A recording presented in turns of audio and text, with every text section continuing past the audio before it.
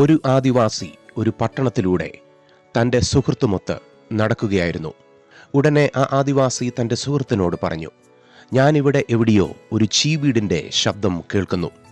സുഹൃത്ത് പറഞ്ഞു, ഇത്രയും കാറുകളും മനുഷ്യരും തിങ്ങി നിറഞ്ഞ ഈ തെരുവിൽ ചീവീടിൻ്റെ ശബ്ദം നീ മാത്രം എങ്ങനെ കേട്ടു? ഇവിടെ ചീവീടൊന്നുമില്ല. എന്നാൽ അദ്ദേഹം അല്പസമയത്തിനുള്ളിൽ ആ കരഞ്ഞ ചീവീടിനെ കൈക്കലാക്കി. സുഹൃത്ത് അദ്ദേഹത്തോട് പറഞ്ഞു, നിനക്ക് വലിയ കേൾവിശക്തിയാണുള്ളത്, എനിക്ക് ഈ ചീവീടിൻ്റെ ശബ്ദം കേൾക്കുവാൻ സാധ്യമായില്ലല്ലോ. എന്നാൽ അദ്ദേഹം മറുപടി പറഞ്ഞു, എനിക്ക് നിനക്കും ഒരേ കേൾവിശക്തിയാണുള്ളത്. എന്ത് കേൾക്കണമെന്ന് നാം ആഗ്രഹിക്കുന്നുവോ അതുമാത്രമേ നാം കേൾക്കുകയുള്ളൂ. അദ്ദേഹം ഒരു ഉദാഹരണം അവിടെ കാണിച്ചു കൊടുത്തു. അയാളുടെ കയ്യിലുണ്ടായിരുന്ന ഒരു പൊതിയിലെ നാണയങ്ങൾ അദ്ദേഹം നിലത്തേക്കെറിഞ്ഞു.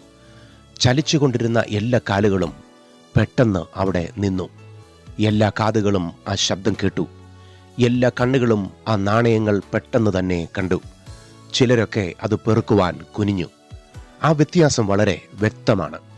ഈ ലോകത്തിൽ ജീവിക്കുന്ന നാം കേൾക്കേണ്ടത് മാത്രമേ കേൾക്കൂ. നമ്മുടെ ഹൃദയത്തിൽ എന്താണ് നിറഞ്ഞു നിൽക്കുന്നത്? നമ്മുടെ പ്രതീക്ഷകൾ എന്തൊക്കെയാണ്? നമ്മുടെ ലക്ഷ്യം ഏതാണ്? അത് നാം കേട്ടുകൊണ്ടേയിരിക്കും. ചിലരില്ലേ, നമ്മുടെ കുറ്റം മാത്രം കേൾക്കുന്നവർ. അവരുടെ മനസ്സിൽ നിറഞ്ഞിരിക്കുന്നത് നമ്മെക്കുറിച്ചുള്ള വിരോധങ്ങൾ മാത്രമാണ്. ചിലരില്ലേ, നമ്മുടെ ജീവിതത്തിൽ എത്രയെല്ലാം പ്രശ്നങ്ങൾ വന്നാലും നമ്മുടെ നല്ലത് മാത്രം ചെവിക്കൊള്ളുന്നവർ. അവരാണ് നമ്മുടെ സത്യമായ കൂട്ടുകാർ. അതുപോലെ തന്നെ നാം വസിക്കുന്ന ഈ ലോകത്ത് അനേകം ശബ്ദങ്ങൾ നാം കേൾക്കുന്നുണ്ട്. വിപണിയുടെ തകർച്ചയുടെ ശബ്ദം, യുദ്ധത്തിൻ്റെ പോർവിളികൾ, ദാരിദ്ര്യത്തിൻ്റെ തേങ്ങലുകൾ, ക്ഷാമത്തിൻ്റെയും വേദനയുടെയും കണ്ണുനീരിൻ്റെയും ശബ്ദങ്ങൾ നാം കേട്ടുകൊണ്ടിരിക്കുന്നു. ദ്രവ്യാഗ്രഹത്തിൻ്റെയും മത്സരത്തിൻ്റെയും ചതിവിൻ്റെയും വഞ്ചനയുടെയും തകർച്ചയുടെയും ഒറ്റിക്കൊടുക്കലിൻ്റെയും ശബ്ദം ഉയരുന്നു. നമ്മുടെ മനസ്സിനെ പിടിച്ചുലയ്ക്കുന്ന നിലവിളികളും രോധനങ്ങളും വിലാപങ്ങളും നമ്മുടെ ചുറ്റിനും ഉയരുന്നു. അതൊക്കെ കേട്ട് നമ്മുടെ മനസ്സിനെ നിരാശമാക്കാതെ അതിനപ്പുറം ഉദിക്കുവാൻ പോകുന്ന ഒരു പൊൻപുലരിയുടെ ആരവങ്ങൾ നമുക്ക് കേൾക്കുവാൻ സാധിക്കുന്നുണ്ടോ? ഈ ലോകരാജ്യങ്ങൾ അസ്തമിക്കുന്ന ശബ്ദം നാം കേൾക്കുന്നുണ്ടോ? പുതിയ ഒരു രാജ്യവും ക്രമവും ഈ ഭൂമിയിൽ എഴുന്നള്ളുന്നതിൻ്റെ ശബ്ദം നാം കേൾക്കുന്നുവോ? നമ്മുടെ ജീവിത സ്വപ്നങ്ങൾ പലതും തകരുമ്പോൾ പുതിയൊരു അധ്യായം നമുക്ക് വേണ്ടി തുറക്കുന്നത് നാം കേൾക്കുന്നുവോ? തീർന്നു, തകർന്നു എന്നതല്ല, ഇതാ ഞാൻ പുതിയതൊന്ന് ചെയ്യുന്നു എന്ന ദൈവിക സ്വരം നാം കേൾക്കുന്നുവോ? മരണത്തിൻ്റെയും കല്ലറയുടെയും ശോകമായ ശബ്ദത്തിനപ്പുറം ഒരു ഉയർപ്പിൻ്റെ ശബ്ദം നമുക്ക് കേൾക്കുവാൻ സാധിക്കുമോ? സകല തകർച്ചകളും വെല്ലുവിളികളും സ്വർഗീയമായ ശബ്ദത്തിന് വഴിമാറണം.